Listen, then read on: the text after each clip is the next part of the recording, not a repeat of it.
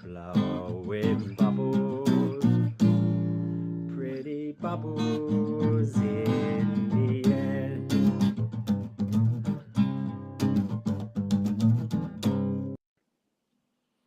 Welcome back to Claret and Blue Army TV, which is having a bit of a rebrand and will be Wake Up West Ham from next week. Baz is not here for this one, but as of next week, Baz will be back as well.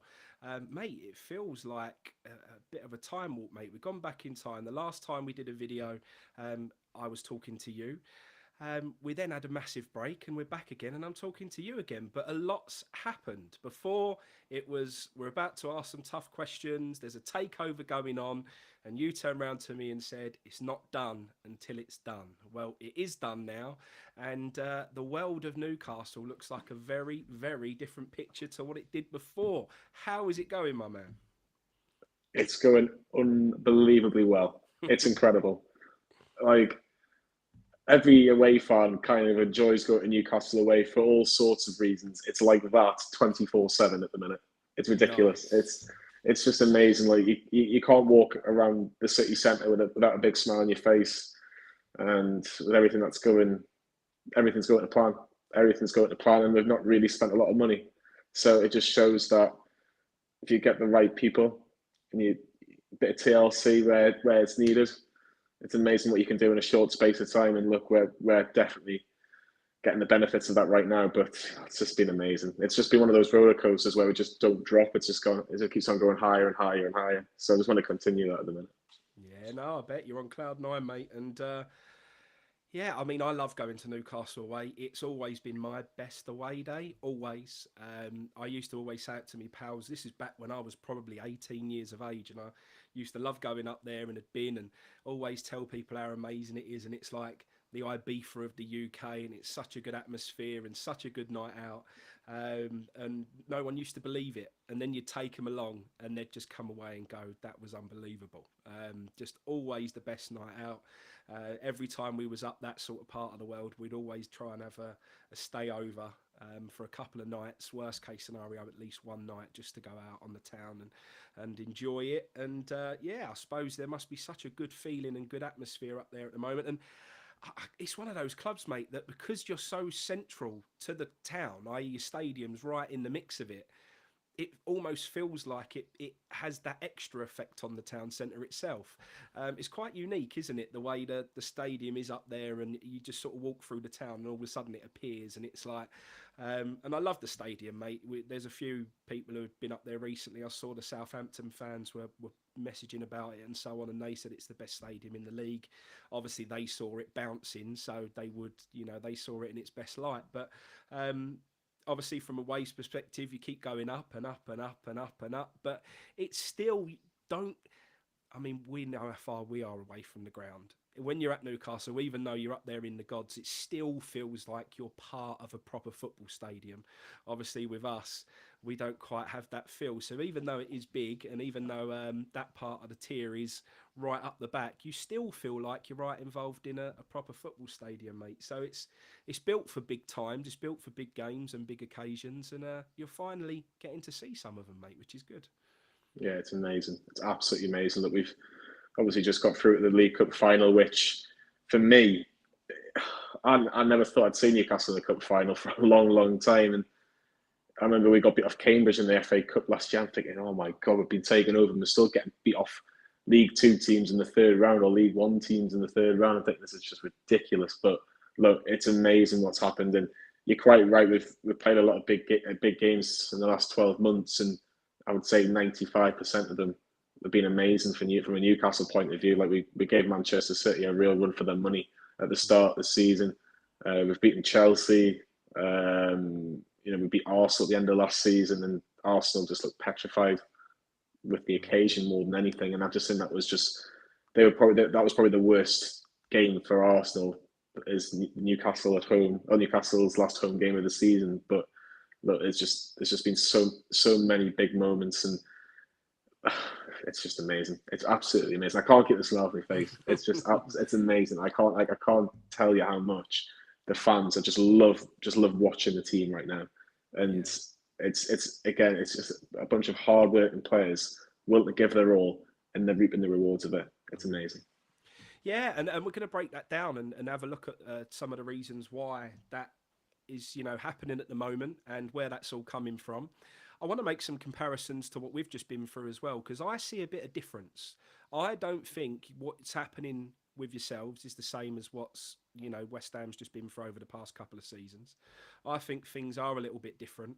Obviously, we put out a tweet and there was a bit of backlash and there's been a lot of opinions on that. So it's going to be interesting to break some of that down. But if we sort of go back to the very beginning then of this journey that you've been on, obviously when it was going through, we spoke, you was sort of not wanting to count your chickens too early and see if this actually, and I think at the time it was when the Premier League had sort of put a bit of a block on it and didn't want to let the deal go through.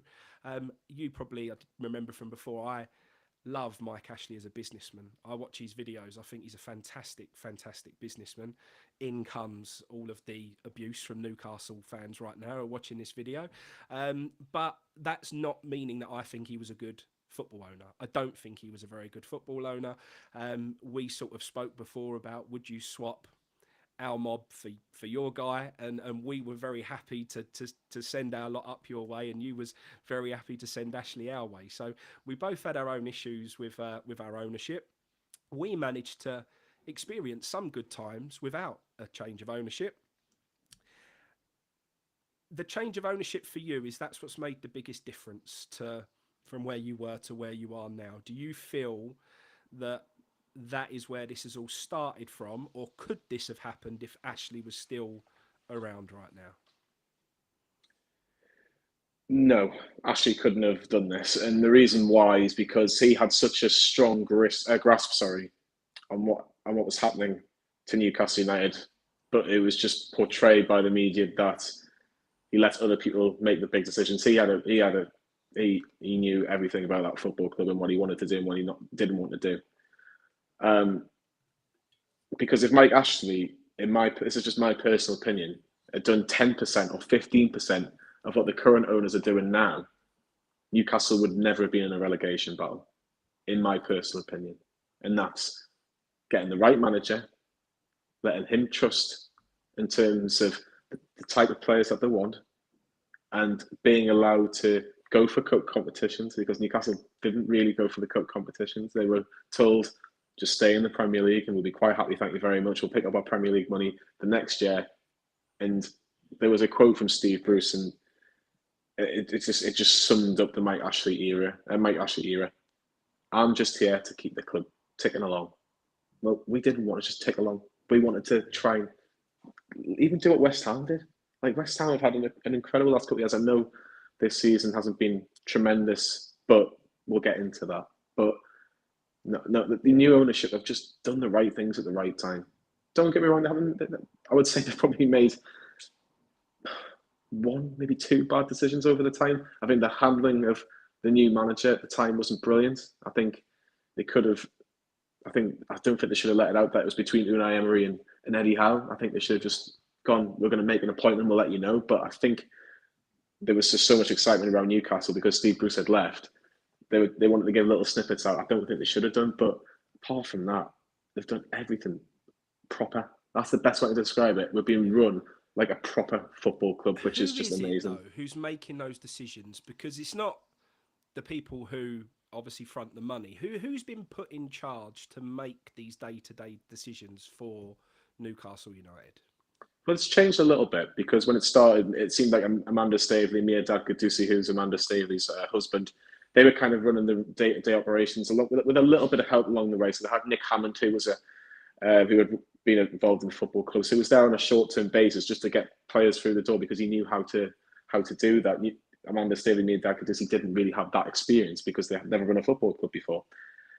But since the summer, they've basically gone, we need certain people to run this football club properly. And Dan Ashworth, for me, was such a massive statement of intent from the ownership to say, if he's the best in his field, or a lot of people think he's the best in his field, we're going to go and get him. And we're going to make him our man. And he's going to, he's going to sell Newcastle. And that's what he is. He's a technical director. He basically looks at everything first team, academy, all the way through the academy, the juniors, like 10, 11, 12. And he has such a great relationship with Eddie Howe and Steve Nixon, who's the current head scout. But it's still quite a small team. It's still quite a small team. We've got Darren Eales, who's well respected in terms of the football industry. He was at Atlanta United. He was previously at Spurs as well. He's been there and knows how to run a football club in terms of the off the pitch side of things, the business side of things. But they're basically going out. Amanda Stadium made that good scene going. We are going to give you all the tools in terms of getting the right people into this football club, and we're going to make it better. And with the expertise and with the experience of all these different people, it's all going to gel. And at the minute, it's working like a tree. Yeah, and then see what you've just said there. It's one of the biggest things that I see from the outside that Newcastle were doing well, and it's one of the biggest differences for West Ham for me. Why we didn't have longevity, why we couldn't sustain the purple patch that we had, because for me we stumbled across it. We took David Moyes in when he couldn't get another job in world football. He literally couldn't get another job in world football. We brought him in. He was one loss away from having the worst record in our club's history. And at that point in time, they brought in pretty much an international level coaching staff in Stuart Pearce, Irvine come in, Nevin come in, and we had this real team that just, rather than hand picked, like you just said, for me, it was almost panic. Get as many head coaches as we could at the highest level possible who will come, throw them in there and hope for the best. And for whatever reason, it worked. We had a commitment all of a sudden and dedication on the pitch, whether that was being driven by Stuart Pearce and whether that was driven by his sort of character and influence over players, whether it be that we suddenly got fit and we could run, and Moyes sort of had this, he kept saying that if you don't run, you don't play. And at that time, I feel like he meant what he said there. And there was a few players who got dropped for the right reasons. And it seemed like we had this, while we weren't a brilliant footballing team, we had hard work, dedication, never give up. We actually used to go behind in most games, but we'd still win the football match. We had this never say die attitude, keep going until the end, we'll get there eventually. And for a period of time, it's worked for us. But I never believed that deep down, the things that were causing us to be this better football team and see these better results, I never feel like they were sustainable. I never felt like it was going to last long. It felt like we had no plan B. Every time we got an injury, every time something weren't going our way, we would lose football matches. Every time something weren't quite how Moyes wanted it, and then if things weren't perfect, we'd take a backward step. And that always worried me. And we then started to see Irvine left the football club, who was Moyes' right-hand man and was a big influence. Then at the end of last season, Stuart Pearce has gone. And even though we was having this amazing run in Europe, which was great, and we all enjoyed every second of it, and it was brilliant, and Lyon away will stay in my memory forever, mate. It was one of the best away days I've ever had. I'll never forget it. It was fantastic. Once Stuart Pearce left, we were already losing football matches before then. The second half of the Premier League for us last season was abysmal. The wheels had fallen off in the Premier League. We couldn't win a game to save our life. Around Boxing Day, we lost to Leeds, who were doing really poorly at that time. And at this time, we were fourth in the Premier League. We lost to Leeds at home. We lost to Southampton at home, who were poor sides. There were starting to be glimpses that those things that were working for us had stopped working. And it was a concern, and some of us saw it a little bit earlier than others. Or excuse me. And but because the European journey was still very much in motion, that was the excuse. Too many games, too small a squad. January come round, we didn't spend any money in January, even though we're fourth in the Premier League and we're in Europe. It now comes out that Alvarez was offered to Moyes and he didn't fancy him. So the scout had turned around to him and said, I fancy this guy. Moyes turns him down. So all these little things just suggested to me that we're not going to sustain this purple patch we've had.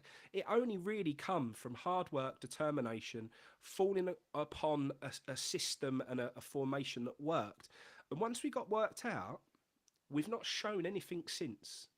We've never recovered. We've never been able to do anything differently and get back to some of those some of that form that we had over the last couple of years. What I see from Newcastle is different. You know, we have a board who want to control from the very top to the very bottom. They want to be involved in, if they could be involved in who's going to go and screw the seat into the stadium if we had a new seat put in, they'd want to go and do it. They treat it like it's Football Manager to them. That's what they treat it like. They want to be involved in every little aspect that they can. They're very much control freaks. I don't believe Moyes makes the signings. I never have done. I think we see it time and time again that a player comes in and Moyes doesn't know how to use them, doesn't even want to put them into the team. That's because he don't really know what to do with them, because he didn't select them. If they were his players that he'd highlighted, he'd know why he needed them, how he wanted to play them, where he wanted to utilise them, and he'd have them straight in that team and he'd have them playing. However, they sit on the bench for ages. He says that they need to adapt. They need to get used to the Premier League. They need to this and that. I see Man United buy a new player. Weghorst, he's in the starting lineup next game. I see Chelsea buy a player. They're in the starting lineup next game. Gakpo comes in for Liverpool. They're in the starting lineup next game. Every time I see a signing from another club, they're in the first team. For us, they sit on the bench for 2 months until they finally get an opportunity. For me, it's because Moyes has got to work out what they are and what type of player they are and how we can use them. And he gets worried about putting them into the team because he don't want to upset this thing that he stumbled across that has worked for the last couple of years. So we're just starting to change the way we are now. We had a go at playing a bit more progressively, playing a bit more attacking football, utilising the £180 million worth of players that we'd bought in over the summer and can't get them to work. And this is kind of why my tweet, which caused a lot of uproar and has annoyed a lot of West Ham fans, understand one thing. I'm not jealous of wanting to be a Newcastle fan. I'm a West Ham fan. I love being a West Ham fan. And just as you will think Newcastle's the greatest club in the world, I think West Ham's the greatest club in the world. And I wouldn't want to change it for love nor money. And, that's how it is. But what I'm trying to get at is I feel like we want to play that 4-3-3 formation that you're playing now. We want to play that.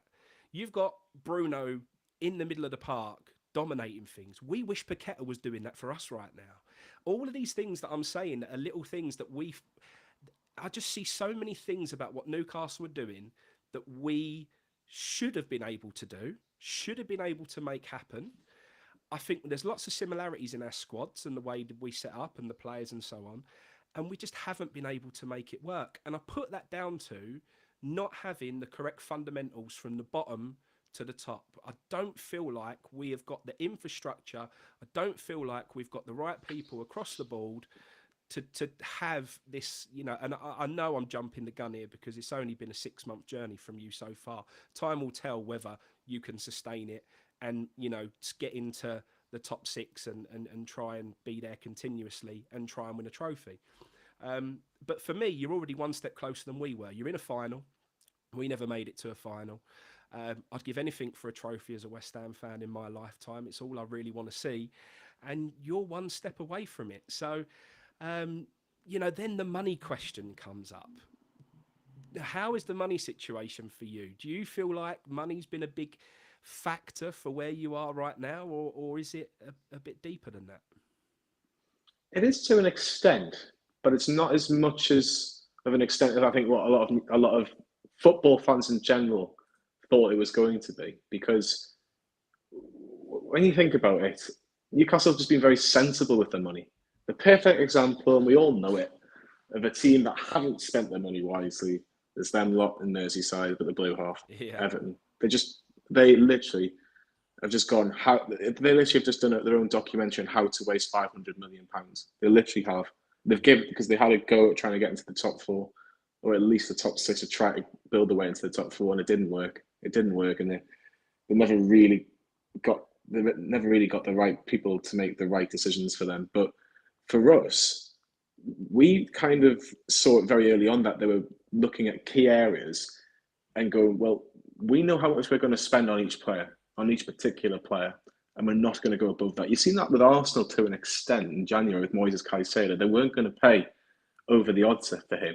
And they go, well, we'll get Jorginho for £12 million and he'll do until Partey's back or whatever, but different subject. But Newcastle have gone, we want a spine.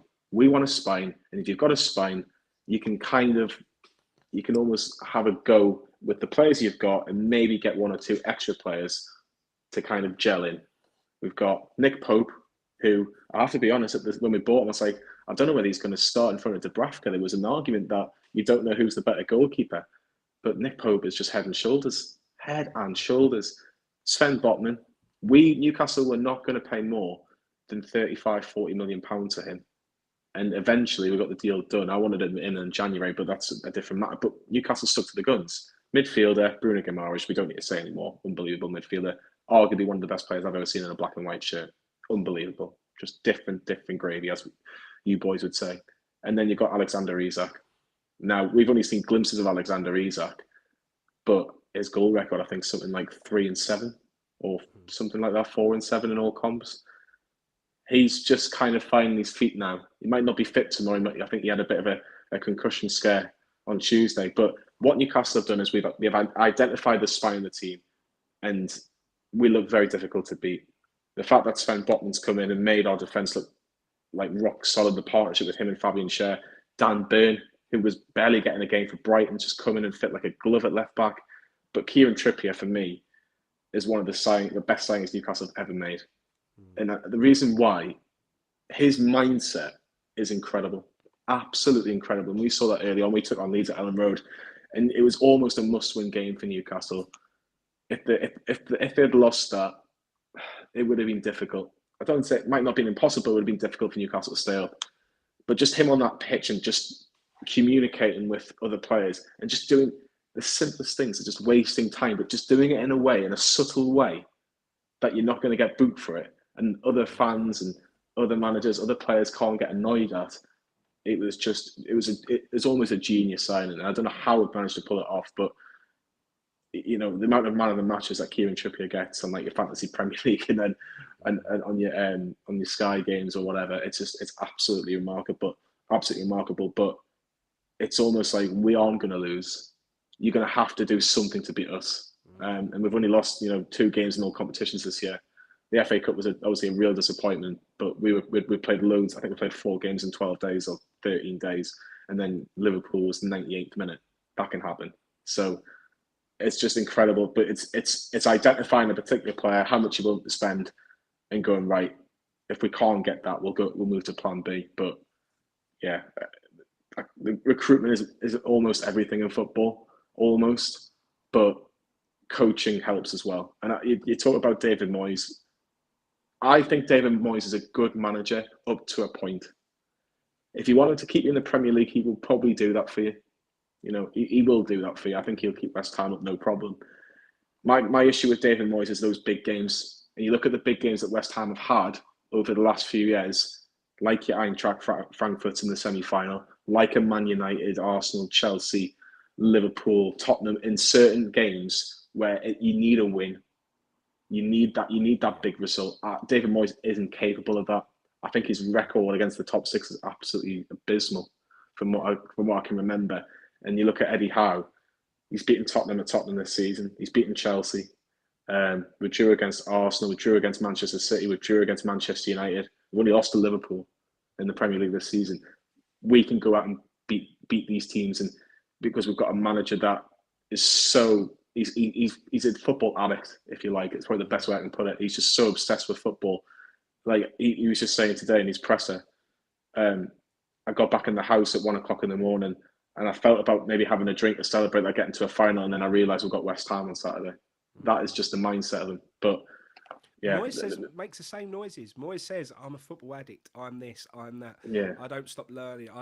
I don't see any evidence of it." Stuart Pearce says the same. He come out and talk sport and said, "No one is more meticulous than David Moyes when he's analysing a team that he's about to play." Yet we see us line up the same way every single game without foul. We never see him do anything different. So if he is analysing these teams to this meticulous detail that he says he is, Why he don't do nothing to try and combat their biggest strength or to try and utilise our biggest strengths, I don't know, but I just don't see any evidence of it. He finds something that works and he bleeds it dry until he can't do it no more, and we get found out. And you know, teams always know what's coming. You can pretty much pick the lineup week in week out of what David Moyes is going to play, and if the other team knows that, you know, then they know exactly what to expect from you. So in terms of Eddie Howe, mate, I mean, we've been back and forth with managers over the last few years.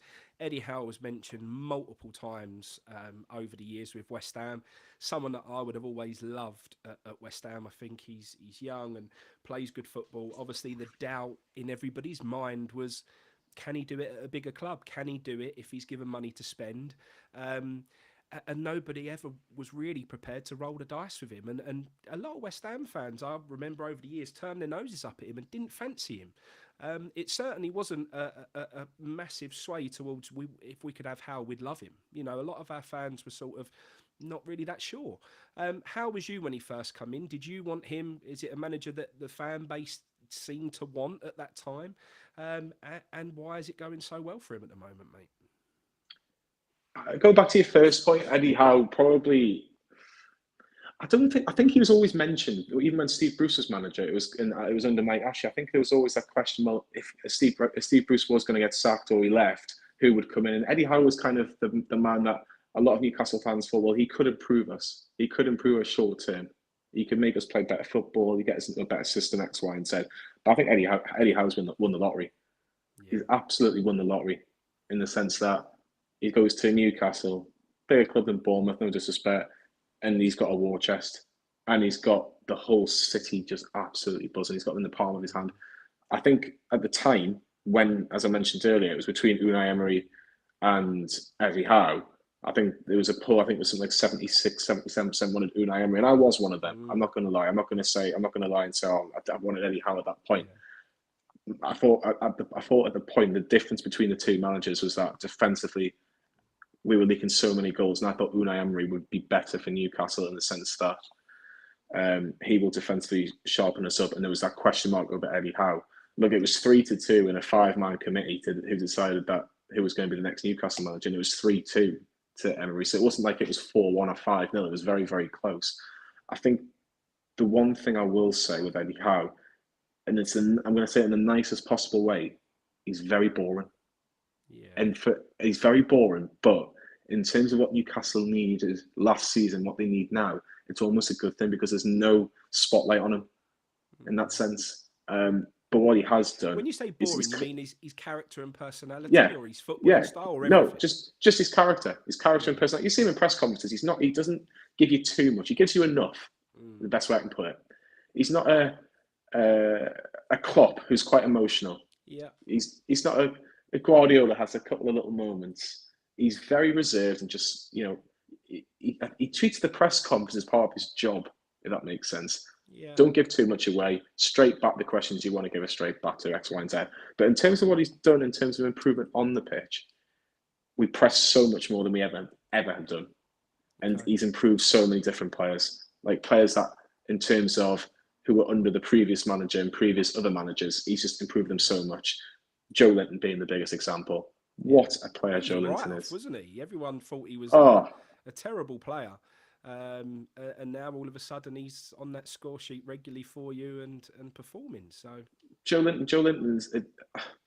I've said after the first season we bought him, and even the second season we bought, I said I'd sell him for 10 million quid. Yeah. Because he just wasn't offering you anything. He felt that it was just too big for him. The Premier League was too big for him. But he's improved immensely. Sean Longstaff this season, oh my goodness, incredible this season. Fabian Schär hasn't lost a game this season. The 2 games that Newcastle have lost, he hasn't played. Interesting. It's remarkable. So what's he done?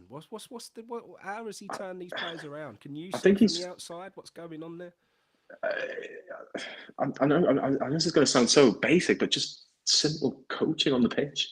You know, Newcastle were getting rumoured to having so many days off under Steve Bruce, and he's just come in and he's just identified certain weaknesses in certain players and just improved them. Like, I still think Joe Linton could score more goals, if I'm honest with you.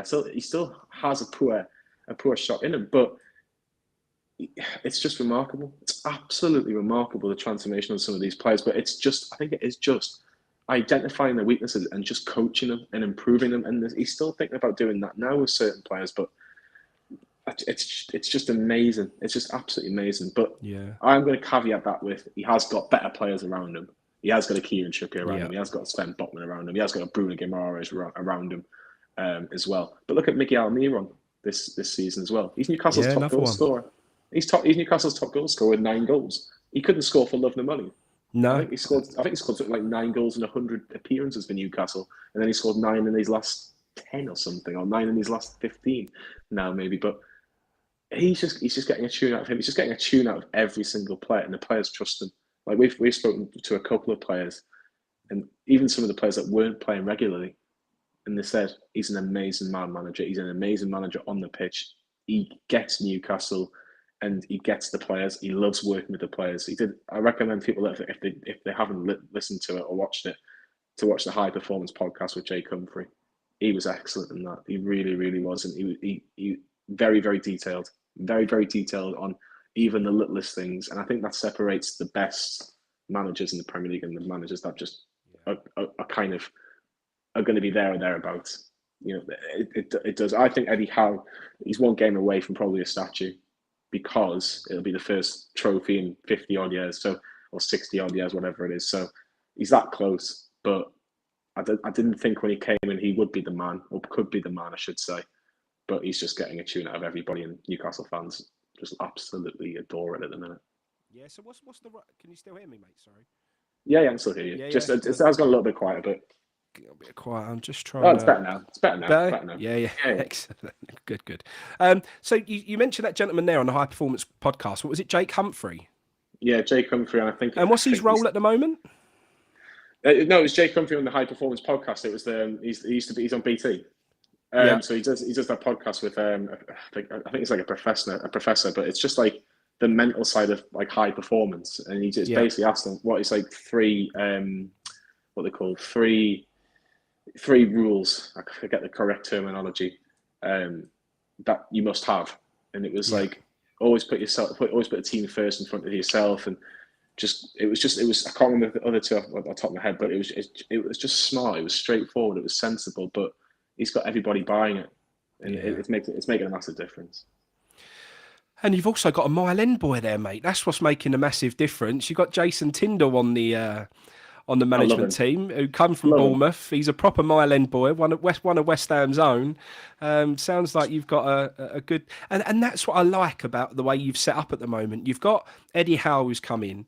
You've got someone who's come from with him at Bournemouth, but you've also got a guy there who's been very much involved from your youth setup all the way through. He's been a youth manager, come all the way through. So you've also got someone who knows Newcastle there as well. So I think all these things, these combinations have all been carefully thought out and all been carefully sort of, do you know what I mean? And with us, it feels like it was thrown together. With your setup, it seems like there was a bit more calculation about it. It seems like it was right. We need someone who knows Newcastle. Right, we'll put them in. We know we need Eddie Howe. Let him bring his guy from Bournemouth along with him as well. It just feels like it's right. And don't get me wrong, it clicked for us with the coaching staff that we had over the last couple of years. Problem is, we've lost some of them. And I think we've lost some big characters in there, with Noble going, with Stuart Pearce going, with Irvine going. I don't see that we've replaced them. And I think that is a bit of a problem of why we've seen a little bit of a downfall, mate. Yeah, I think the one question I want to ask you, and I think because from a Newcastle fan point of view, there was a lot of talk in the summer about Lucas Paqueta. He's Bruno's best mate, and they was on a video with each other yesterday. Bruno was down at Paqueta's house seeing his kids and that. So that, like I said, for me, there was a lot of speculation, and a lot of reporters, to be fair, said that Newcastle never really made an inquiry over Paqueta. But I feel like Paqueta, because he was available and Lyon were willing to sell and he wanted to move to the Premier League, I just felt West Ham's gone, we'll have him. But I don't think there was any like theory behind it. And we've only seen glimpses of this season. I think West Ham fans know there's a player in there, but you can tell there's a bit of frustration in there as well. But you pay like what 50-55 million quid for him. When you look at it right now, I suppose the question is he worth it? And is David Moyes the right manager to get the best out of him? David Moyes is definitely not the best manager to get the right out of him. He doesn't play the way that Moyes wants to play. And that's been a bit of the issue that we've had. Paqueta came in. I think it was a bit of everything, really. I think because he's Brazilian, even the West Ham fans thought we bought this attacking-minded number 10, in behind the strikers, is going to score goals, create goals, and was going to be this flair player. You just give that tag to a Brazilian when you're not used to having Brazilians around you. So, then all the fans sort of started to realise, actually, that's not what he is, and that's not who he is as a player. If I'm honest, I don't remember him from the Lyon games when we played them. He never stood out. I never stood there going, "Core, he's a player. Doesn't he look good?" So when we was linked with him, I had to go back and watch the games just to see how he played for Lyon and see what he was all about. We learnt a lot more from the World Cup. I think David Moyes learnt a lot more about him from the World Cup and what his best position is. And that's why since coming back from the World Cup, he's been used in a more defensive manner, more alongside Declan Rice than he has been a box-to-box midfielder. And we're sort of seeing a little bit more from him. Where he really excels is if he's left of a sort of defensive pairing, he's brilliant at getting the sort of wide left players down the wing. He links up with the wide men brilliantly. That is what his best role is. He can get that player getting down that line. If that player starts deep, passes it inside to Paqueta, Paqueta will find that man and set him off down the left-hand side. That is where he is, that is what his best attributes as a player, is linking up with the wide man and getting that attacking movement going. Unfortunately, we don't really have out-and-out wide players. We don't really have out-and-out wingers. We do on one side a little bit in Bowen, but on the left-hand side, it's sometimes Ben Rama when David Moyes wants to play him. He's probably been our brightest spark this year in terms of attacking threat, but he plays bit parts because for whatever reason Moyes and him just don't get on. Sometimes Fornals will find himself out there, not ideal. Now we're sort of moving, which you'll see at the weekend. Moyes has decided to play with a sort of three central defenders, and he's playing with wing backs now. So he's got Emerson getting up the left-hand side. It's been a little bit better in the past couple of games, but Paqueta's not played. He didn't play against Derby, so we didn't really see how that's going to work with Paqueta being in the middle. I just don't think we suit Paqueta's game at all. I don't see him being at West Ham long term. I think we can already see elements of frustration with him. We're seeing the same with Scamacca. Mate, this happens all the time. We bring in Felipe Anderson. He's gone straight away. He's having a great season for Lazio now. I still don't think Felipe Anderson's a great player, but he's having a good season for Lazio. Sebastian Haller, we brought him in full of promise. Can't get on with him. Don't know how to play him. Don't know how to use him. Next thing you know, he's gone and he scores 10 goals faster than anybody ever in the Champions League. And you just think, how has this happened? He couldn't score a goal for us. He's gone into the Champions League and scored 10 goals faster than anybody in history. It's crazy. We've got one way of playing. Certain people suit that. The players that we bought in don't. We blamed the poor results that we're having on trying to play more expansive football, trying to play a different way. I don't really see any evidence that we played any differently. I think we've been playing exactly the same as we've always played, but these new players don't fit the mould. They don't fit in very well. So, mate, it wouldn't surprise me if those two boys that you just mentioned there link up at some point.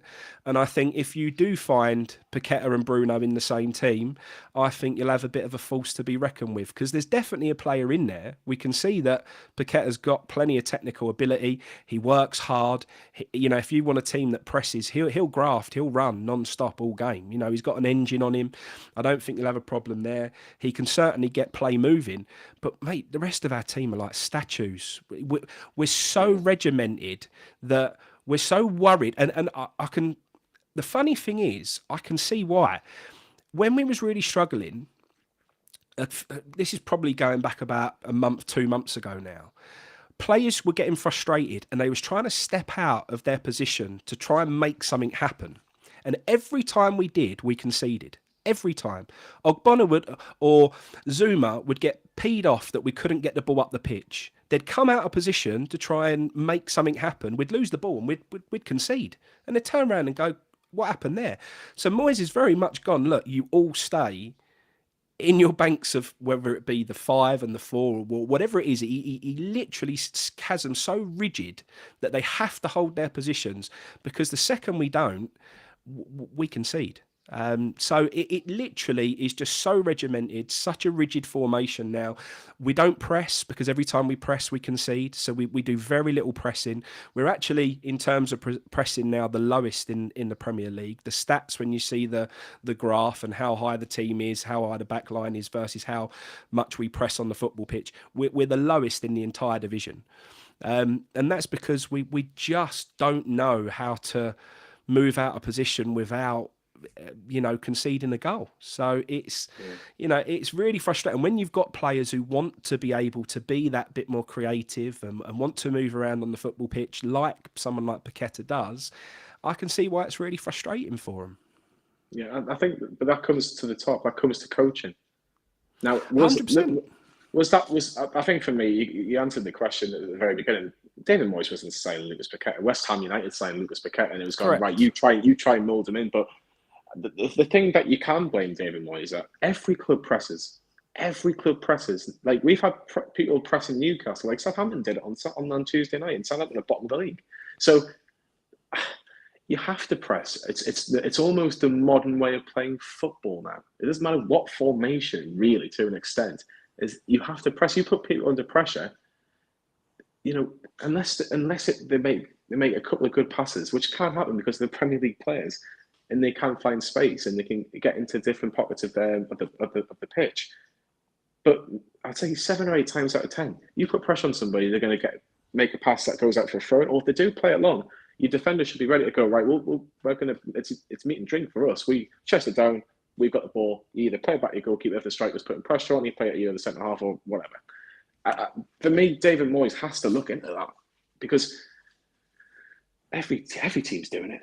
Every team's doing it. Our fans who were the fans that are more on Moyes' side, the fans that are less Moyes out than the others, the fans that have sort of almost turned around a little bit already because we've had some results against Everton and Derby.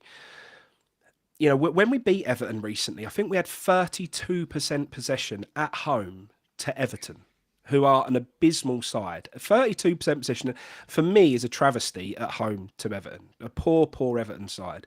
The other fans will tell you, no, we're better without the ball. We won lots of games over the last 2 years by just not having the football. We're a counter-attacking team.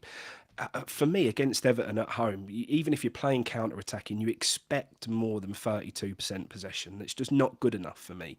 But we literally sit off so deep. We literally will let them have the ball. There's no pressing. There's no closing down. We literally back off, make it difficult for teams to play in because we compact the pitch, and we just say, come on, come and break us down. And for the whole first 20 minutes of that Everton game, you thought it was attack versus defence. Literally, Everton just had all of the ball. Okay, it was all around the middle of the park because they were trying to play it round, trying to find an opening. Didn't really know what to do. Didn't really have any attacker who could sort of put themselves about. Iwobi was getting a little bit of success down one side, but that was about it. And they didn't really know what to do. Our biggest concern is, yes, it was a good result. We needed that result, but we're not going to get away with that against other teams. You're not going to be able to play that way.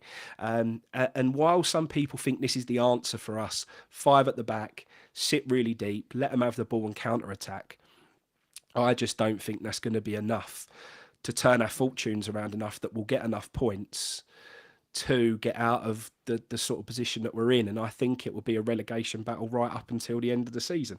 I hope I'm wrong. I hope playing with wing backs gets us a little bit further up the pitch now. We are solid. I think we've got the 5th best defensive record in the Premier League.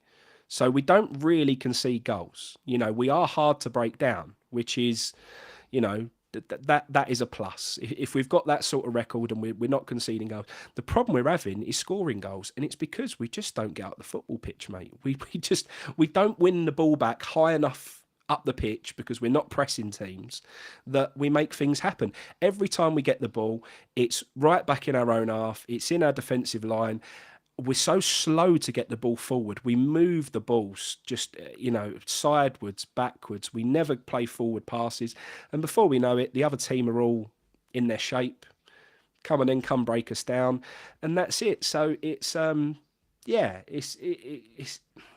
it's been a tough season, because when we had our good spell and we had our purple patch and we was winning football matches, we were pressing. We were in people's faces all the time. It felt like we just ran and ran and ran. It felt like we had an engine. It felt like we just didn't stop. And it felt like, and we had different players. Fornells isn't really playing no more. I think his mentality is very much like that. I think when we do see him play for us, I think he instills a little bit of that.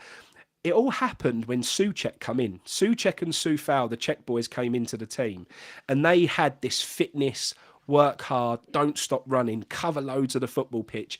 And that culture sort of spread across the rest of the squad, and everyone had more of this energy about them. It's been zapped from us at the moment, and it all started with just a few poor results. And really, it feels like we're scared to express ourselves as a football team. It feels like we're just petrified, because anytime we do, we come unstuck. So, again, like you just said, for me, that confidence comes from a good coach who can sort of explain to them where it's going wrong and why it's going wrong. And, if you are trying to step out of position to make something happen, this is the reason why we conceded. We don't do that again, then that don't happen, then we'll be fine.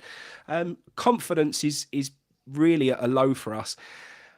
There's a sort of feeling that maybe from the Everton win and from the Derby win, we will see that, build a little bit now. Maybe that will have given us a bit of confidence. I think a lot of our fans were happy to write off the FA Cup, to be honest, and wasn't that bothered whether we got a result at Derby or not. I think everybody now sees it as it was really important to keep positive results going, because if we'd have lost against Derby going into the game against you, confidence could have been on the floor again. So I think we're glad that we got a result up there. We had 5,000 fans out there making a lot of noise, and that was brilliant. So yeah, I mean, looking to this weekend, mate, I think a lot of us don't really fancy too much. However, if it was me and I was David Moyes and I was West Ham United, I'd be looking at it like, you've just had a real big emotion. You've had a massive sort of high. That's going to take a lot out of you. That's going to drain a lot out of you. You've got distractions going on at the moment. You've got a couple of injury concerns. I'd be going up there trying to get at you early, try and put you on the back foot and see if we can do something. It's going to be interesting, because Newcastle have got a fantastic record at St James's Park. The last time we lost any game at St James's Park was at the end of last season. We got beat off Liverpool in April. So it's such a long time. And I think it's just everything that's happening at St James's Park. I do feel like, whether players or teams will admit it, they do get intimidated at St James's Park. And I think you can sometimes see that in some of the games. But we do start pretty well at St James's. We do start really well. I'm gutted that Bruno's not playing, because the way you're describing how West Ham are going to be, it's perfectly made for Bruno Guimaraes, because he will find people in fantastic areas of the football pitch. I'm thinking of Miguel Almiron and Alan St. Maximin really going towards your between your centre half and your fullback, because there will be space there. Because Emerson will probably want to go higher up, and that leaves a pocket of space there. But look, I fancy Newcastle against anybody right now, and I'm not being disrespectful to any team. I just think that we're just on such a high. But you still respect West Ham. They've still got some quality players, like Jared Bowen's finding a bit of form on and off the pitch, to put it politely. Declan Rice is a hell of a player. Like, I'd love to see him in a Newcastle shirt. I don't see it happening unless Newcastle are in the Champions League. I think if Newcastle are in the Champions League, I think there's a conversation. Yeah. But it's what Declan Rice wants. That is his big... Declan Rice wants trophies. He wants Champions League football. He's a Chelsea boy. He won't be going to Chelsea right now because of the position that they're in. I can pretty much confidently say Is he going in the summer? He will be going, yeah.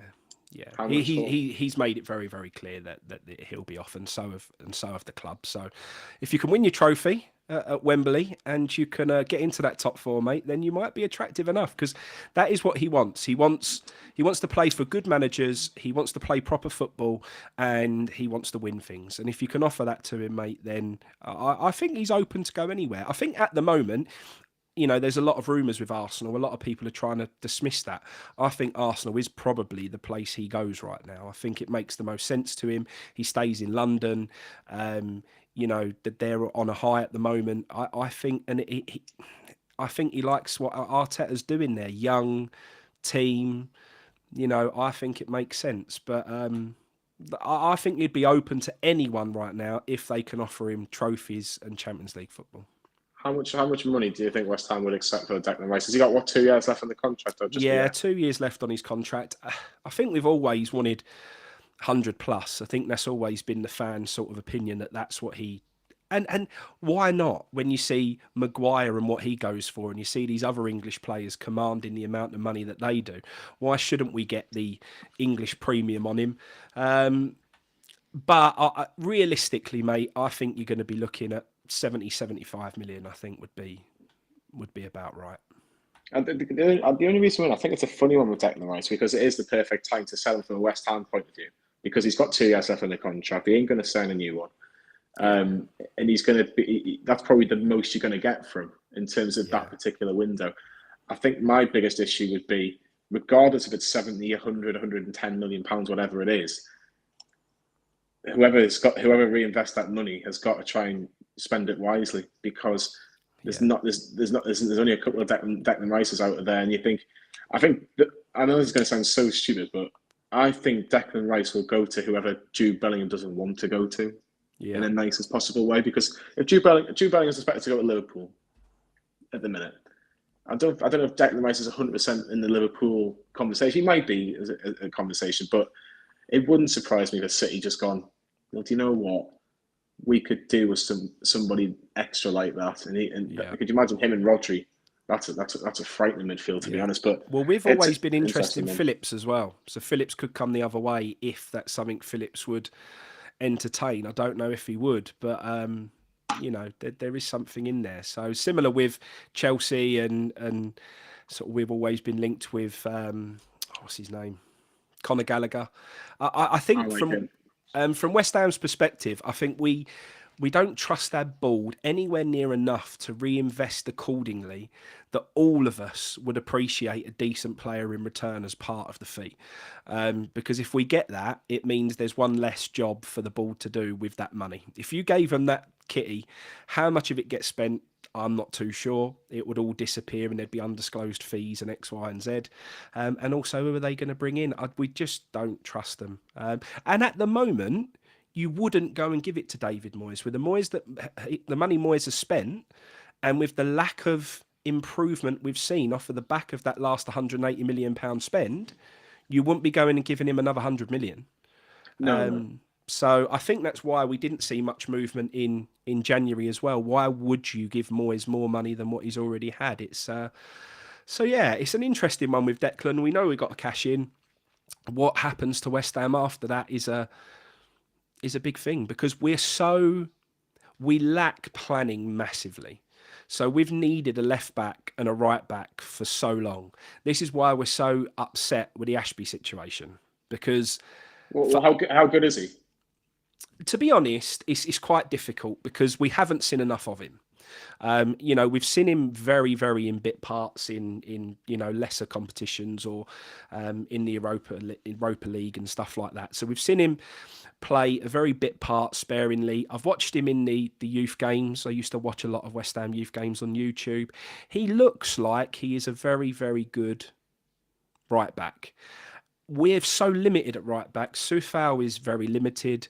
Ben Johnson's quite limited. I would say he's a better player than Ben Johnson already, personally. I think Ben Johnson, he's okay defensively. He lacks, as soon as he goes past the halfway line, he seems to have a rush of blood to the head and don't know what to do with himself. And you almost see him panicking and want to get back into defensive mode. Ashby is quite free to get up and down the line, does it quite confidently.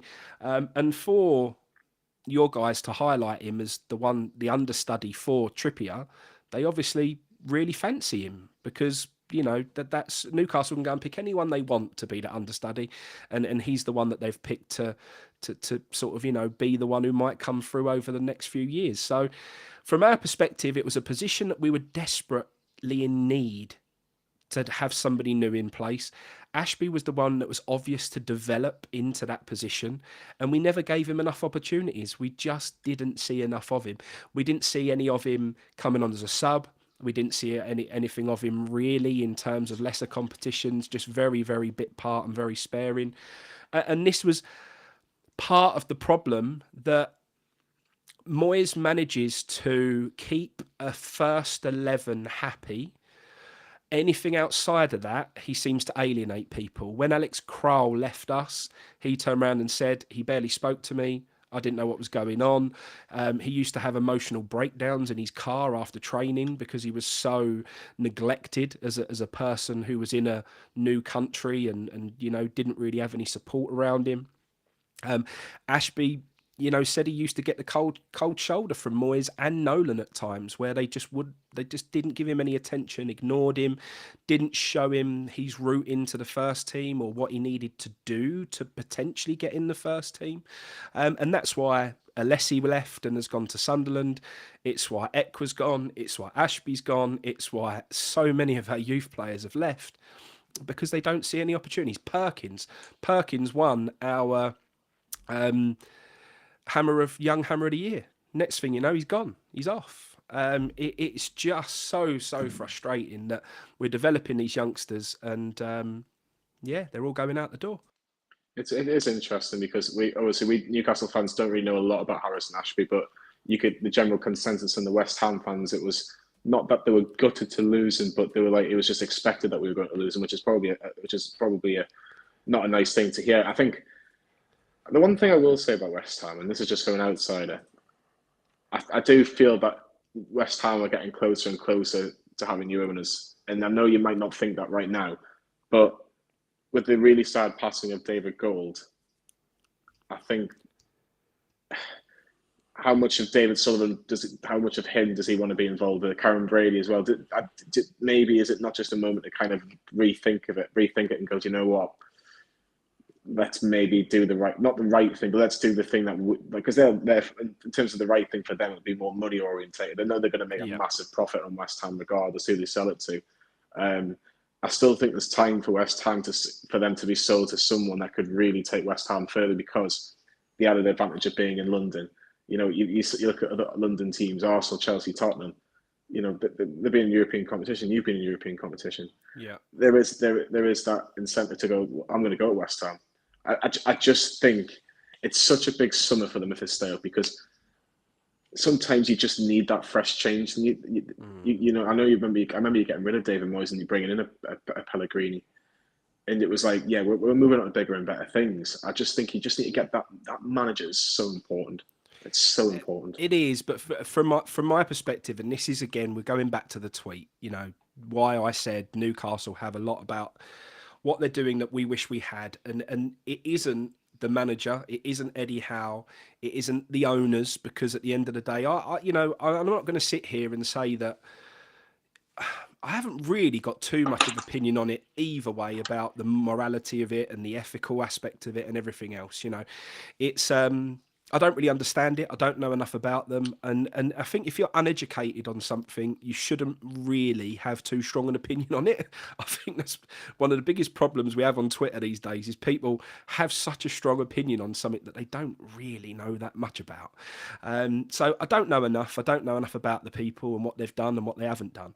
You know, then we see the argument, well, are ours any better with their backgrounds and the exploitation of young women and everything else? Yes, potentially from what I've heard, that's a dip in the ocean compared to what some people in other parts of the globe have done and over the years and whatever else. But ultimately, I don't think anything changes properly at West Ham until we have a different ownership that can put in infrastructure that can give us, instead of porter cabins as our training facilities, can give us, a real training facility that people want to play.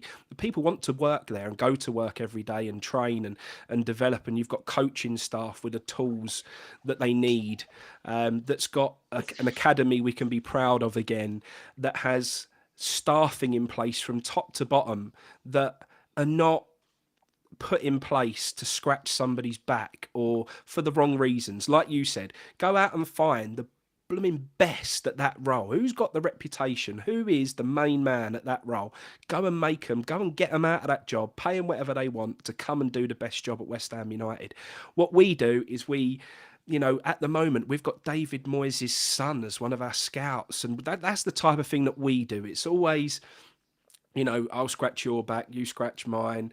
We always end up with these people in place. Mark Noble's come back as sporting director or whatever you want to call him, which is a made-up role. And even when David Moyes was asked about it, because David Moyes don't want any limelight taken off him, he's like, oh, Noble's just here to learn. That's what he's here to do at the moment, is learn. Not, oh, it's great that Noble's back. Hopefully he can give us a bit of a boost and a bit of a lift, and he understands what West Ham's all about, and we're gonna really utilise that, and we're gonna have him in and around the squad and get him to bring that West Ham culture in.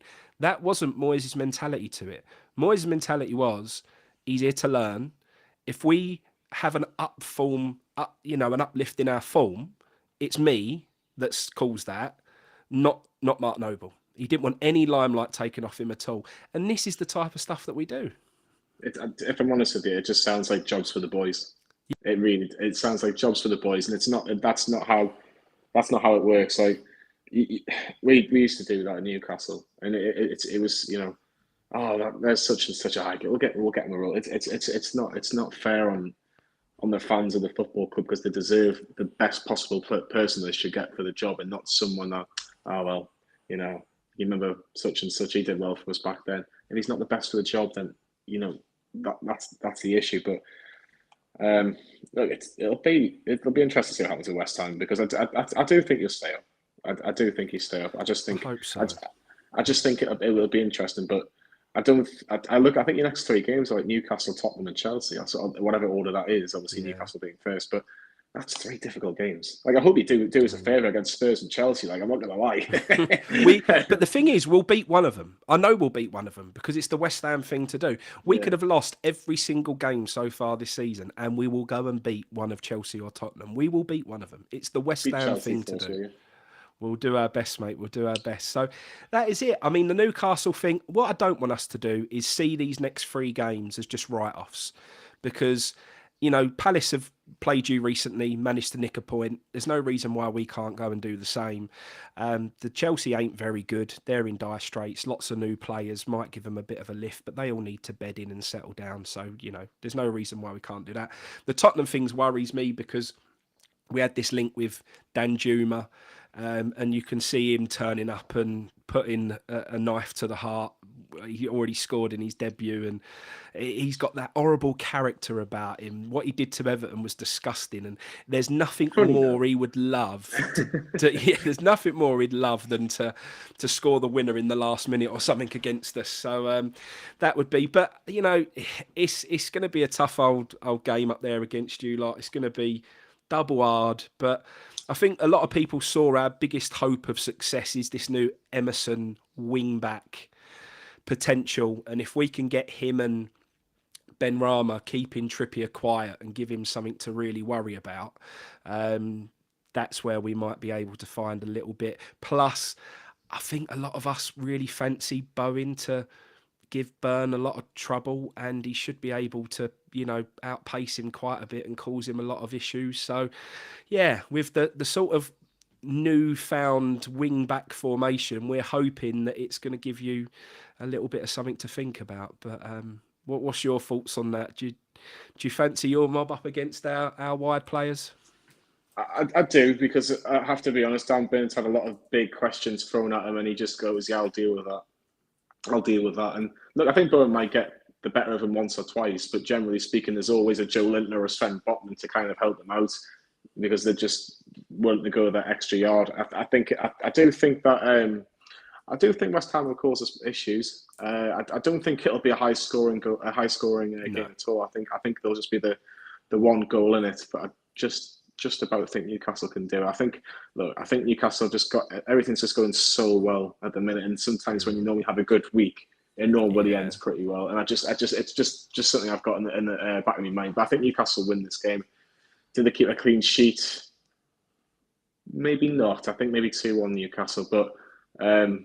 Callum Wilson, I think, will be on the score sheet because he just loves playing against West Ham. Well, I don't know if you've seen what he put out with Mikel Antonio. Have you seen it? Yeah. Well, that's going to be interesting to see what they do, and they're going to celebrate in front of each other if either of them score. I don't like this podcast thing. I think Premier League footballers should be concentrating on football, mate. We've had our manager go on the podcast recently with the Diary of a CEO.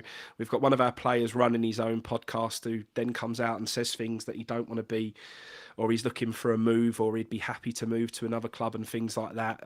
I don't know how it sits with me, this whole current players going on social media and stuff, mate. I think that's a different podcast for a different day, isn't it? It is, mate. It's very for a different day, that. But, you know, I will be eating my words if Mikel Antonio goes and buries one in the 89th minute and runs up to Callum Wilson and is celebrating in front of him, giving it the big uns. So I suppose I should wait and see. And the only other thing I wanted to touch upon, mate, before we go, because I've kept you long enough now, was just... There's a lot of this opinion that you're very similar in terms of football to what we've been over the last couple of years, i.e. very defensive, very solid, counter-attacking, not very possession-based. Is that how you see it? I see it a little bit different to that. I do think it's built from the back a little bit, and you become hard to beat. You're not this free-flowing, high goal-scoring team, but like we said before, 32% possession, really low percent. I don't see that from yous. No, not anymore. We used to, but not anymore. We want the ball. We're not afraid to have the ball and look for and just frustrate teams if you like. But we've got players that are very technically good on the ball. You look at the back four for Newcastle. Even though probably some people would say Dan Burner's the weakest link of that back four, he's still very comfortable on the ball. Sven Botman's got a fantastic pass in him, left peg, and he has that in his locker. Fabian Schär as well. Kieran Trippier, we know how good he is technically on the ball. It's just those little partnerships between certain players, like Joe Linton, Joe Willock have a nice little partnership occasionally. Miggy Almiron and Kieran Trippier have got a good partnership down that right hand side. Callum Wilson hasn't scored recently, but he hasn't scored since he's come back from the World Cup. But he does a lot of work that you don't really see on the telly, for example. It's those. Sometimes you only see when you're inside the ground what a certain player does. And Callum Wilson wins you a lot of free kicks. He gets you up the pitch a bit similar in the terms of what Alan St. Maximin did, but obviously different ways of doing that. But no, look, I think it is interesting because we can be a counter-attacking team, because our second goal was almost a counter-attacking goal, if you like, because it was just a couple of passes and it was kind of like we're in the box and Sean Longstaff's put it in the way. But if West Ham are happy for Newcastle to have the ball, it's either brave or it's stupid. It's one of the two. We'll find out tomorrow. We will. Yeah, we'll find out, but we will. That is what will happen. One to watch for us is Aguerd, mate. Our new centre-half, Aguerd. He is a Rolls-Royce of a centre-half. He is absolutely fantastic. So he's definitely the shining beacon of what's been quite a poor season so far, and not much else to shout about. And the only other thing, mate, was the way the fans are. You had that DJ in the stadium the other night who was a local lad. Yeah. We had the DJ from the Euros through some of our Europa League games, and we've tried to do these light shows recently before games and play music to get fans up for it. It was quite embarrassing against the Brentford night game, because they did this big light show, played all these tunes to try and get everybody rocking. The lights come on in the stadium and it was silent. They didn't know how to connect with the fans. They didn't know what tunes to play. They didn't know what songs to play. They just don't. And West Ham fans are not about a light show. Light shows are not going to get West Ham fans up for a football match. I hate it, mate. I can't stand it. And it is not, if you want to get the West Ham fans buzzing for a football match and get them right on their feet and ready to sing and cheer the team on, it isn't done via having a light show. it seems to me at the moment, mate, that the club are getting the fans again, and it seems like there's some sort of points of contact, communication at the club at the moment that are sort of bringing the fans almost a bit closer. Is that right in saying that? Yeah, 100%. But Amanda and Mia Dad, from their own business, are PR people, so they know how PR works. They know how to kind of get fans on side, get the local DJ from North Shields to go and play 10 minutes before a cup semi-final and play the songs that you'd want to hear in your bars. There's a bar in Newcastle on the gate, which I'm sure a few West Ham fans would probably been over the years. It's called Wonder Bar, and the upstairs bit's just for Newcastle fans to an extent. Like West Ham fans could probably go in there, but they'll not enjoy it as much. But it's almost those songs that they play in Wonder Bar. DJ Shaq played at St James's. So Pretty Green Eyes is the song for Dan Burn. No, that was literally on for the first couple of minutes. You then had, like, even after that, when it had a bit of madness on for Nick Pope in the middle of our goal. That gets you going as well. Yeah. This is going to sound so stupid, but sometimes it's just the simple things. Yeah, it is just the simple things, like getting Anthony Gordon out on the pitch 5 minutes before kick-off. Like, £45 million signing. Like him, I don't think he'll start tomorrow, just to add, but I'm more than likely going to come off the bench. And that gets you going. That's it. Go on, we've got a young 21-year-old lad that's desperate at playing a good team. But the fans at the minute just love going to the game. That, again, it's just getting the right people, but also listening to what fans want. Now, they're not going to get everything, but they're going to, if they get a majority of it, even if sometimes it's the decision that they don't necessarily agree with, as long as they portray it in a way that this is the reason why we've done it. It's like any business. But football's just so passionate, and it is an escape for a lot of people, myself included. I work Monday to Friday, 9 to 5, 10 to 6, whatever week it is, and I go, right, Saturday is my day. I'm watching my team. I want that release from everything, and I'm going to go and see my team play. And at the minute, it's just amazing. Like, it's just absolutely amazing. But you guys have to tell me where these good pubs are down Wembley or down London, like, because, like I say, we've got three weeks until that day, and I'm desperate to find out. No, it'll be brilliant, mate. It'll be it'll be a fantastic day out. And mate, you're a proper fan base. Do you know what I mean? I always like proper clubs with proper support behind them. I remember growing up and watching Newcastle, and those games against Liverpool were always entertaining. You've always been that sort of football club. I used to love watching Ketspire and Espria and players like that. It was, so it's good to see you back where you belong, mate, because you was obviously had a few really dodgy years of being into obliteration. Really, you was just totally off the radar, and it's good to see you back. And I always want proper football clubs to do well, because I like going on the away days. I like having proper fan bases to go along to, and so on.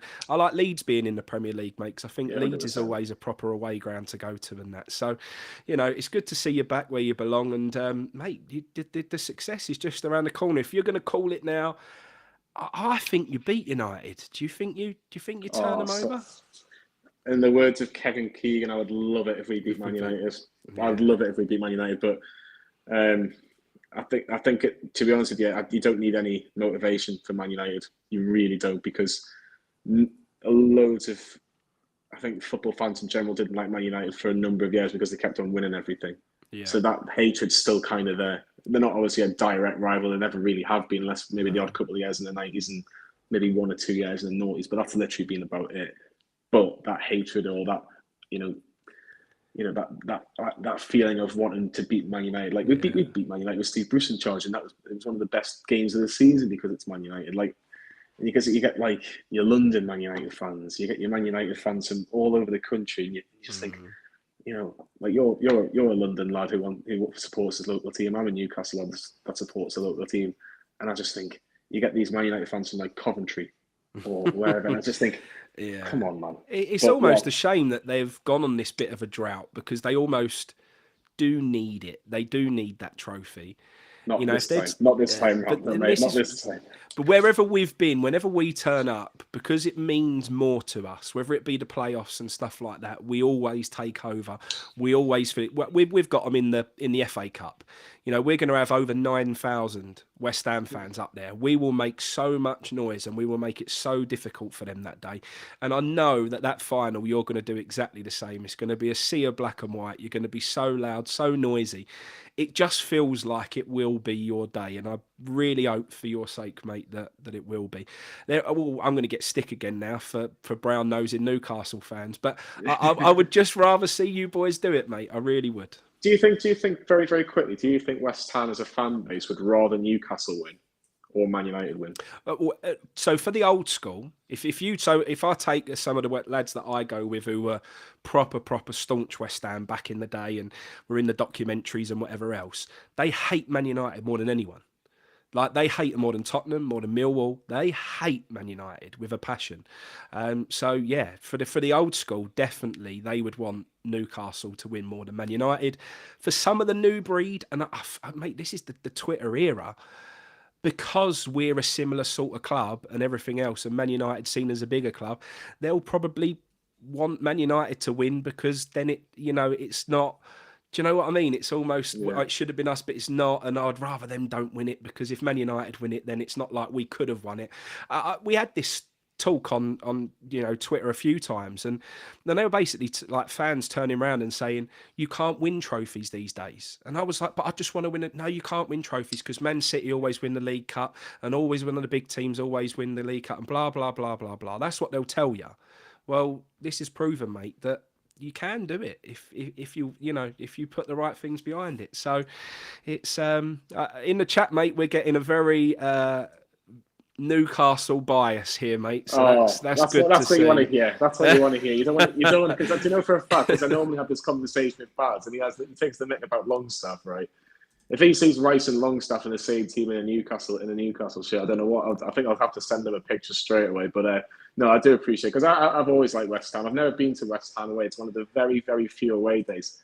And I did buy a ticket for West Ham away, but then the Queen passed away. So obviously that game's going to be rescheduled. So I am making a trip down to London to see West Ham Newcastle whenever that's been arranged. But no, I've always liked West Ham. It's just a shame that if they could be run properly just like Newcastle, there's no reason why Newcastle and West Ham could be competing for European competition. And I think for me, I've said this before. Newcastle, West Ham have always been similar size. Newcastle have had the odd European trips, but then you've had your little taste of it now, and you're still in Europe as well. So, and there's no reason why you can't go far in this European Conference League. There's no reason why, when you look at what you did in the Europa League last year, it's just maybe that bit of luck, and if David Moyes plays his best team. But after tomorrow, I wish us all the best. Yeah, and mate, but just remember, we need it a bit more than you. One result will get us well out of that relegation zone, and then you can crack on and go and have your cup final. You lose tomorrow, you can blame it on the cup final distraction. You can still end up finishing in the top four. Yeah, but you'll still get that. You'll be all right. All them other teams up there at the moment are terrible. They all can't win a game. You'll be fine, mate. You'll be fine.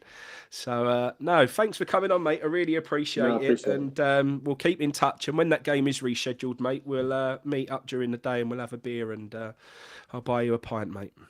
Good man. Top man. All the best. And you, mate. See you later on.